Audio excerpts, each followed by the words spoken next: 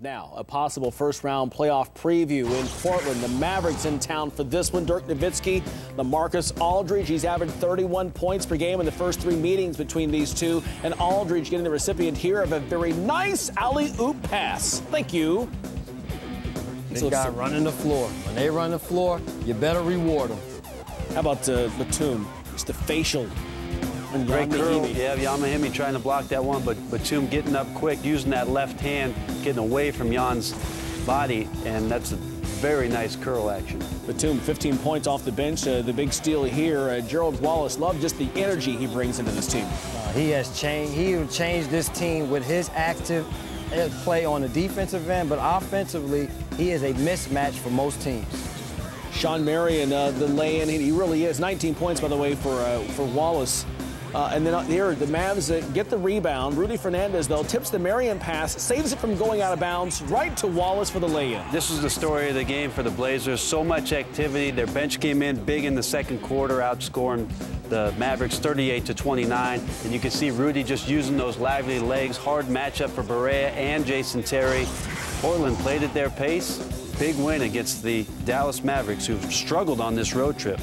104-96. Portland at one point in the second half was shooting 62% from the field. They settled for 53% in this one. 5 players in double figures. Aldridge had 18 points. Matthews added 16. After the game, Terry Porter caught up with Gerald Wallace and talked about the statement win for the Trailblazers. We're trying to take care of home court advantage. I think that's the most important part, especially down the stretch, is, establishing yourself at home. I think we did a great job of that the last 2 games.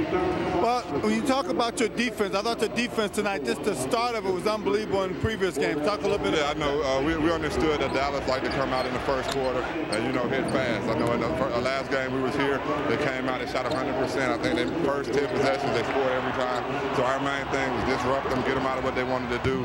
Play a little bit more aggressive defense and force them to do some things they don't want to do. They're kind of a rhythm team, and I think we got them out of that rhythm tonight. Talk now about your mindset going into these last few games, into the playoffs. What do you like to see your team do? Stay focused, just consistent with what we do. The outcome is the outcome. As long as we're consistent with what we're doing offensively and defensively, and everybody knows their role and where they're supposed to be at on the court, I think we'll be all right.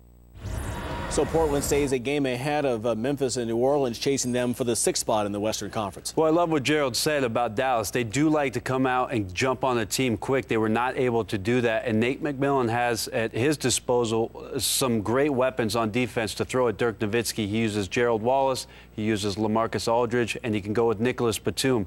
And that's tough for Dallas to make those adjustments throughout the course of the game. They never really caught stride offensively. And then on the other side, it's nice to have a guy like Brandon Roy to go to off of the bench for the Trailblazers. He'll see how he continues to progress with this team, how that leg holds up. But I think he's going to be key for the Trailblazers' success going into the playoffs. Fun young legs out there. By the way, Blazers 50 points in the paint in this game as they get the win over the visiting Dallas Mavericks, 104-96.